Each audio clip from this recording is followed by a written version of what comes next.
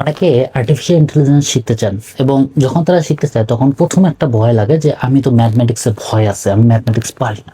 এখন এটা সমস্যার কারণ হচ্ছে যে আমাদের বাংলাদেশে স্টুডেন্টদের ম্যাথের উপরে একটা খুব ভালো ভয় কাজ করে ছোটবেলা থেকে। আমি জানি না সবার করে কিনা, আমার করে।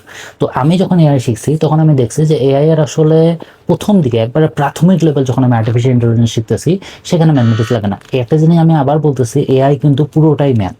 ওকে, বাট প্রথম দিকে অতটা ম্যাথমেটিক্স লাগে না। প্রথম দিকে যোগ বিয়োগ গুণ ভাগ লজিক এরকম এই জিনিসগুলো লাগে, যেটা আপনি প্রোগ্রামিং ল্যাঙ্গুয়েজ শেখার সময় কিন্তু শিখছেন। সমস্ত সময় আপনাকে অ্যালগরিদম আন্ডারস্ট্যান্ড করার প্রয়োজন নাই। তো প্রথম দিকে এই সামান্য যদি নলেজ আপনার থাকে আপনি কিন্তু শুরু করতে পারবেন। তারপরে ইন্টিগ্রেশন, ডিফারেন্সিয়েশন বা ম্যাথমেটিক্যাল লজিক যেমন লিনিয়ার অ্যালজেব্রা, ডিসক্রিট ম্যাথমেটিক্স এই জিনিসগুলো অনেক প্রয়োজন।